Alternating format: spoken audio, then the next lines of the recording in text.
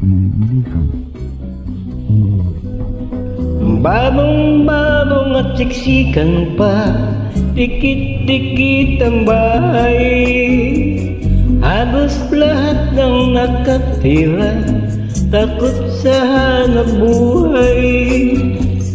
Ang daraanan mo ay tabla, silbing ito ay tulay. Magkabilay may kangkungan pa, lahat ay libreng gulay. May ilan din ang bubong nila, bagong yelo at matibay. May TV, antena at ibang iba, sa bawat kapitbahay. Ang buhay dito sa Paris San Jose, dito ang daigdig ko. Dito sa Paris San Jose, dito ang daigdig ko. Sa Bukay Senyo naglalaba, ang mga timbay naghanay. Sa Dakuro kung may nagkukula, at may bata pangakay. Sa isang tindahan samantala, may mga nagsisitagay. Matay kong isipin maaga pa, ano't pasuray-suray o buhay.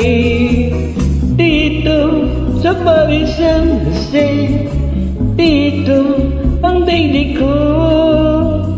Dito sa Paris San Jose, dito ang daigdig ko.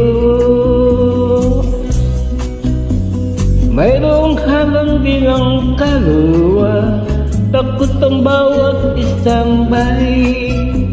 Ngunit kahit anong tapang niya, kumasya rin sa hukay.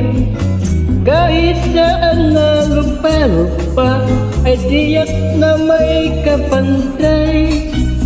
Sa bawat unsod may makikita, tubod ng bayong sinaysay, siyang tunay. Dito sa Paris San Jose, dito ang daigdig ko. Dito sa Paris San Jose, dito ang daigdig ko. Barrio San Jose, Barrio San Jose, Barrio San Jose, Barrio San Jose. Maraming salamat.